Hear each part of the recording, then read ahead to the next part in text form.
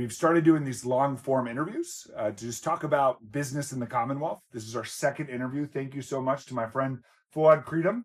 Thank you. Thank you for having me. He's the founder of Paisanos. They have, with another brand kind of franchise that he owns, he's more than 75 locations all over the DMV. Well, I'll let you kind of talk about your footprint and everything that you've accomplished. But thank you. It's an honor to be here with you and really appreciate your time. Thank you. Thank you for having me. This is really great, something you're doing for the people to get to see it firsthand. I really appreciate it. Yeah, well, we want to get into business. Okay, and so we'd got love to learn about your business Got it. and everything that you've accomplished. When did you start Paisanos? Where was your first store? And how's business going right now? All right. Well, we started Paisanos as of June, 27 years old. I was a young man when I opened it. You're still a young man. We opened, the first store was in Fair Lakes, in the Peterson Shopping Center. Mm-hmm. We opened in 1998. Signed the lease in 97, opened in 98. Since then, we've grown. We're in Virginia, Maryland, DC. And then we did a joint venture with another company called Seasons Pizza. So in totality, we have about 75 locations spanning from Richmond, Virginia, all the way to New Jersey. Okay. And in between. That's so amazing. it's been a wild ride. It's been a long journey, and we didn't change anything. It's been actually amazing. Just making delicious pizza. Making That's the pizza, goal. serving the people, and look, we talked about this earlier, you and I. We've seen everything in this long economy that, we've seen the highs, the lows. We've seen 9/11. We had the DC sniper. We've been through multiple shutdowns. So we've been through a lot, but our business is, I'd like to say, resilient. And I think, when you have a good product and you're good to the people, I think the people are always good to us. So we're very blessed. Well, we're blessed to have you talking to us today and all the impact that you bring to Virginia. I mean, so how many stores do you have in Virginia and how many people do you employ in Virginia? We have about, in Virginia alone, we have about almost 30 locations, employing close to, 900 people. Amazing. In Virginia. That's great. In Virginia is home to me. I'm a native. I'm born and raised in Virginia. Paisanos is born and raised in Virginia. I'm born in Fairfax Hospital. The first house we lived in was in Arlington. Then we moved to Annandale. And then after Annandale, we moved to Burke. And then from there, we moved to Centerville and then Clifton. And that's where I still am. So I've actually never left, besides being in Arlington for less than a year at birth. I've been in Fairfax County my whole life. So we talked about your history in Virginia, your footprint. Can you tell us a little bit about just the restaurant industry? I mean, Paisanos is incredibly successful. You guys have grown. I imagine you kind of hit scale, or you'd consider that you're at sort of scale.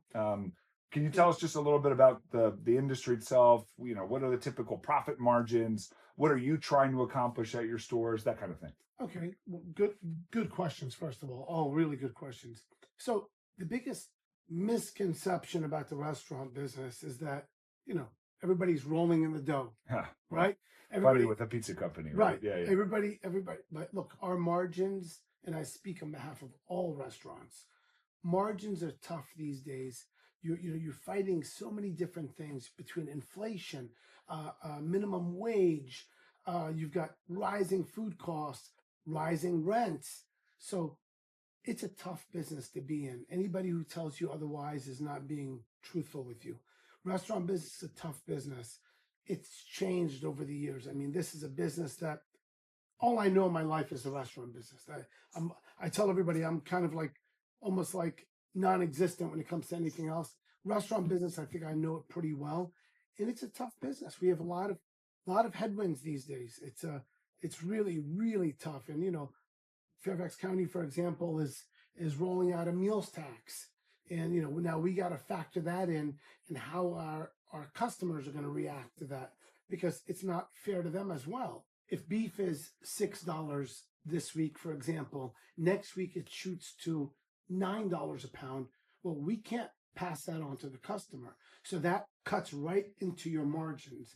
And that's what makes the restaurant business extra tough these days, Right. because of the uncertainty and it's just not stable markets. Yeah. And so one of the things that I've experienced, having done some work in the restaurant industry as an investor, is it's very interesting because a lot of these, whether it's through policy, red tape, more regulation, things like minimum wage.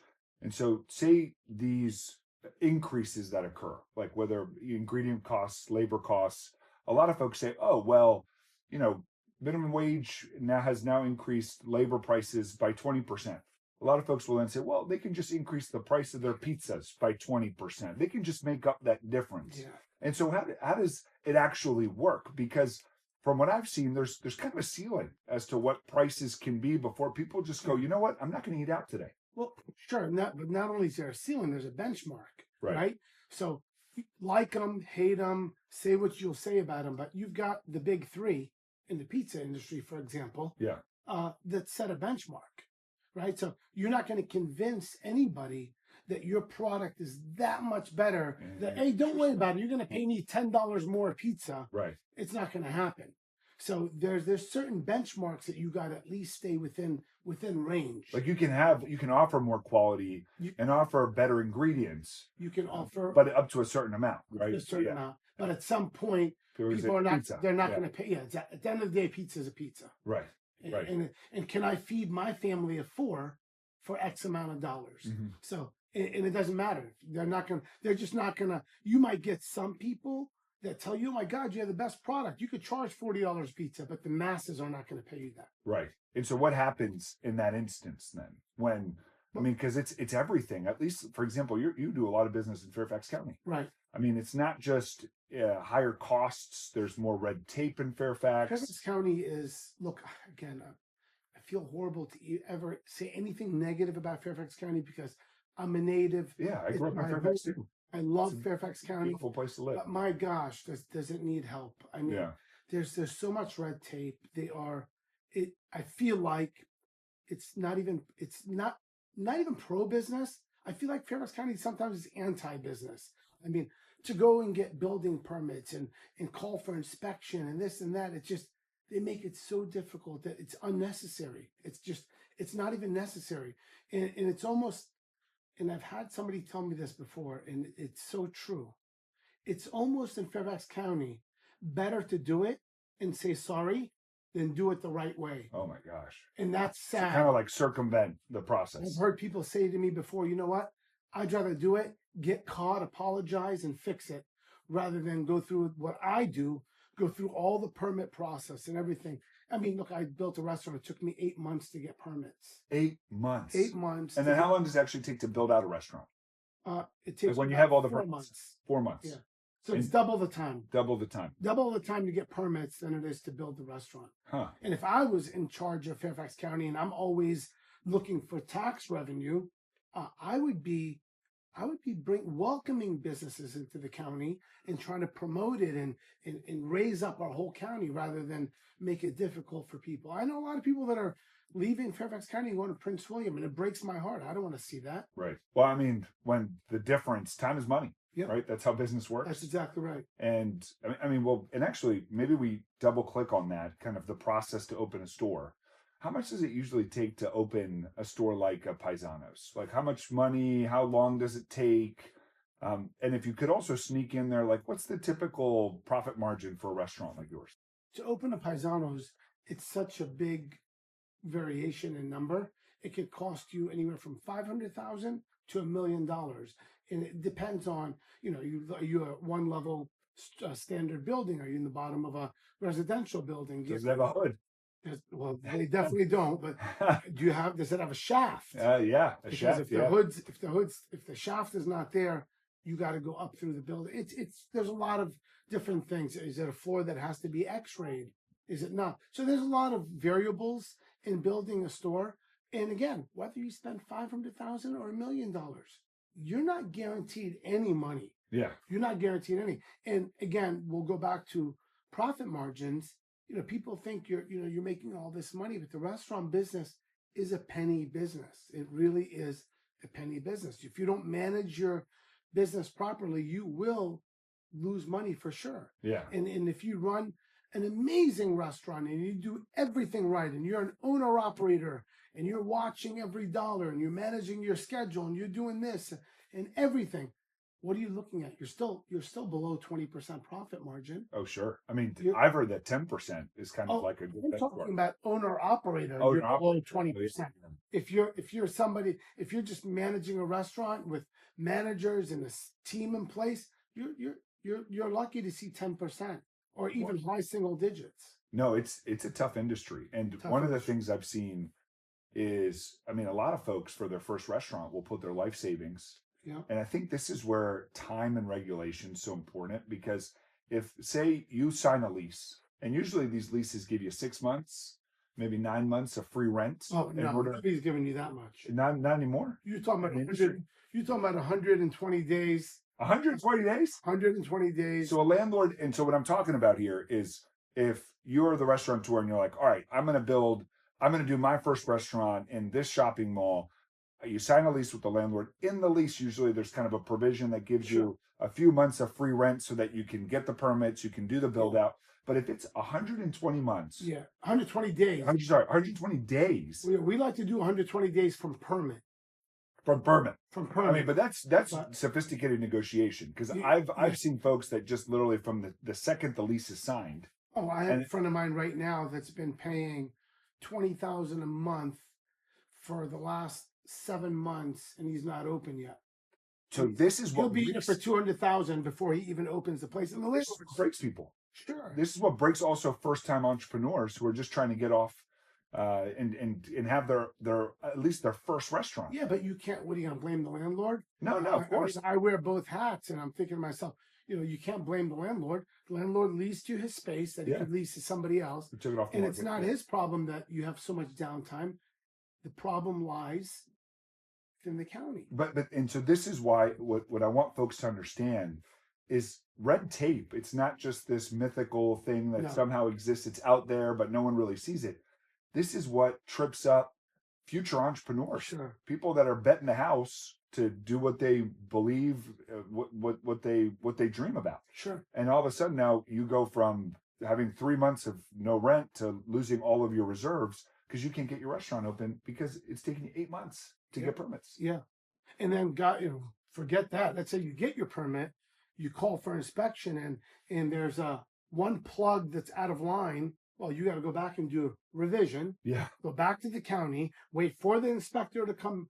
There goes another 2 weeks. I mean, the inspector's not available next day. Sure. It's not available. Sure. It's going to take a while. Yeah. So it is. Look, do I wish in a perfect world it was more seamless? I think Fairfax County in particular did it the right way, and I say the right way by getting rid of all the red tape, they wouldn't be looking for money through meals tax and other things. Well, what does that do, actually? So for folks that don't know, Fairfax recently, after 2 referendums in Fairfax County, that the people of Fairfax voted down an additional meals tax, the Board of Supervisors decided to do it anyway. Yes. Correct? And so just tell us, what's the problem with the meals tax? Look, the problem with the meals tax, it doesn't affect me as a restaurant owner. It's a pass-through. Yeah. I collect it and I hand it to you. Right. But it makes us look bad. We have to collect the money and give it to you. No problem. But now on the surface, your prices look higher.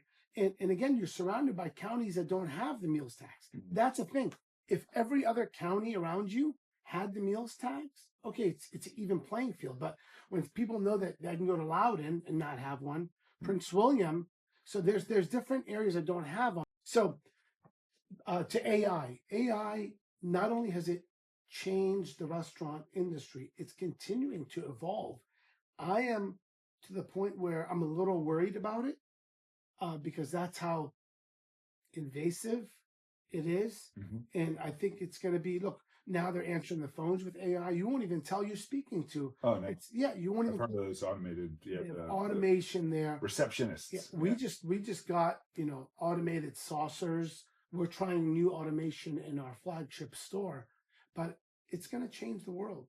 It's going to change the world. How do you expect it to change the world, quote unquote? Well, Is it reducing the need for labor? Is that yes, kind of the absolutely. big okay? Absolutely. And that's why I keep telling everybody, stop messing with minimum wage. Well, so I've talked a lot about this too. Okay. Is the thing that people don't see right in front of them is the fact that, okay, yes, we want everyone to have a livable wage, but when you increase the minimum wage and you do it in a dramatic fashion, what it does is it puts so much pressure on you, Sure, the owner, to just figure out how to automate as much stuff as possible. When before, what you would do is you would use those feeder jobs to actually figure out, okay, who can I give a management job to? Who can I sure. give a career And to? those are all livable wages, by the Yeah, way. of course. What is not a livable wage, if you want to call it livable wage, is what I consider in the restaurant business stepping stones. Exactly. My delivery drivers are not doing it because they grew up and said, I'm going to be delivering pizza forever. Right. Waiters and waitresses are not doing it as a career. Most people are doing it as a stepping stone. I'm in school. I wait tables. I have a job. I wait tables on the weekends. It's not being a delivery driver. It wasn't meant to be a livable. Now, all of our managers in the stores, even our cooks, I believe, have to have a livable wage. Yes. I get it, but that doesn't apply to every position in the restaurant. We have so many kids that work for us they work 10 hours a week just to make some extra money. Sure. That it's not. And how am I going to get get some skills to then be able to apply to that next job? Sure. I tell people that you said it exactly right. I tell people all the time, go work somewhere. Don't worry about the money. Get the life experience out of it. Yeah. But to answer your question that you started on is, we cannot afford, if I was going to pay everybody, the California wages, right? $25 an hour. You're going to be paying $30 a pizza. Yeah. Because what am I going to go out of business because of it? So that's just got to be a happy medium. But then it will also just put so much pressure on you to automate everything possible. So even if there is a $25 an hour job, where there were 10, now there are 2. And that's what I was heading towards that in the beginning, which is if you keep twisting the arm of these restaurateurs and people, and if you make it's all math. It's all math. It's all math. If I got to pay you X amount of dollars and I got to pay 10 of you X amount of dollars, or I can go buy a robotic, and that robotic is a one-time fee. Yep. Doesn't call out, doesn't complain, but do I like it? No, I prefer human interaction. But you keep messing with people, and that's what's going to end up happening. And so, do you think that's just a short-sightedness, maybe in politics and policy? I think politics. I'm not a fan of politics. That's why you're an entrepreneur. Just not a fan of politics. I just think that politics gets in the way sometimes of everyday Americans that just want to live their life and they want to do good. They want to be good people and they want to just keep it moving. And politics seems to sometimes just get in the way of that. And they want to do the things they love, right? That's it. And it's their right to do the things they love. Yeah. Awesome. Well, Fouad, thank you so much, sir. Pleasure. For spending time with us. Thank you for having me. No, and this is one of the, I admire this gentleman so much for everything you've accomplished. I could talk to you about restaurants. Yeah.